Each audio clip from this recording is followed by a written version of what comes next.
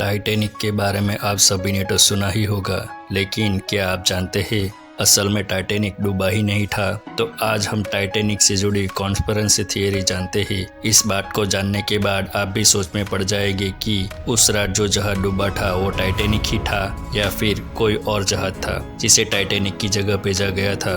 हम सभी जानते हैं कि टाइटैनिक अपनी पहली यात्रा में ही एक आइसबर्ग से टकरा के डूब गया था। उसमें 1500 से भी ज्यादा लोगों की मौतें हो गई थी, पर बहुत कम लोग जानते हैं कि टाइटैनिक को बनाने वाली कंपनी वाइस स्टारलिंक ने टाइटैनिक जैसे एक नहीं 3 जहाज बनाए थे। 20वीं सदी की शुरुआत में ट्रांस एटलांटिक पैसेंजर ट्रेड काफी प्रॉफिटेबल था, इसीलिए ब्रिटेन की मशहूर कंपनी वाइस स्टार लाइन ने लग्जरी शिप की कैटेगरी बनाने का फैसला किया और 3 विशाल लग्जरी जहाज को बनाने का फैसला किया गया। इन जहाजों को बनाने का order Harland and Wolff company को दिया गया। इन 3 जहाजों के नाम थे ओलंपिक, टाइटैनिक और ब्रिटेनिक, जिसमें से ओलंपिक और टाइटैनिक के डिजाइनर एक ही थे जिनका नाम था थॉमस एंड्रूज। 16 दिसंबर 1908 ओलंपिक का कंस्ट्रक्शन शुरू हुआ और 2 साल की मेहनत के बाद 20 अक्टूबर 1910 को ओलंपिक बनकर तैयार हो गया। 14 जून 1911 को ओलंपिक ने अपनी पहली यात्रा साउथहैम्पटन से न्यूयॉर्क तक सफलतापूर्वक की, लेकिन इसके 3 महीने बाद 5वीं सफर के दौरान 20 सितंबर 1911 को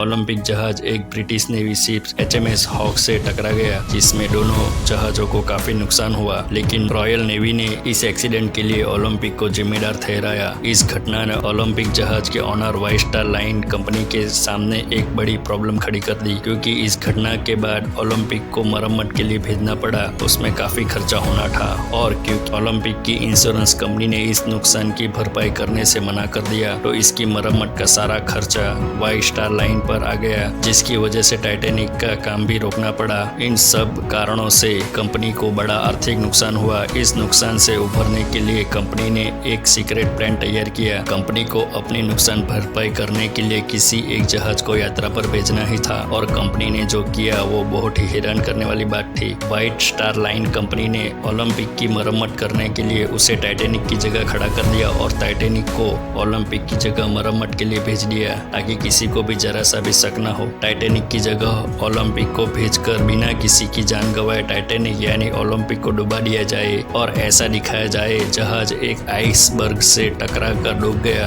और उसके बाद इंश्योरेंस के पैसे के लिए क्लेम किया जाए ताकि उनके पीछे नुकसान की भरपाई हो सके। इसी योजना के पीछे 4 लोग शामिल थे, जिसमें वाइस स्टार लाइन के chairman JP Bruce Ismay, Harland and Wolff company के मालिक लॉर्ड पीरी, टाइटैनिक के मेन डिजाइनर थॉमस एंड्रूज और वाइस स्टार लाइन के मालिक JP मॉर्गन। इस योजना के तहत हुबहू टाइटैनिक को ओलंपिक की तरह डिजाइन करना था। क्योंकि ओलंपिक में टाइल्स फ्लोरिंग थी, इसीलिए सबसे पहले ओलंपिक के फ्लोर पर कारपेट बिछाया गया, ताकि जिन लोगों ने पहले ओलंपिक में यात्रा की थी उनको पता न चल जाए। ओलंपिक में और भी काफी सारे चेंजेस किए गए, जैसे कि ओलंपिक के पुराने बीडेक को निकालकर उसकी जगह टाइटैनिक के नए बीडेक को लगाया गया, ताकि किसी को जरा भी शक न हो। इस तरह टाइटैनिक की जगह ओलंपिक को साउथहैम्पटन से न्यूयॉर्क की यात्रा पर भेजा गया। हालांकि दोनों जहाज काफी हद तक सिमिलर थे, लेकिन कुछ चीजें थी जो इन दोनों में अलग थी, जैसे कि टाइटैनिक के फॉरवर्ड और डिक में 14 यूनिल स्पेंस होल्स थे, जबकि ओलंपिक में 16 स्पेंस होल थे।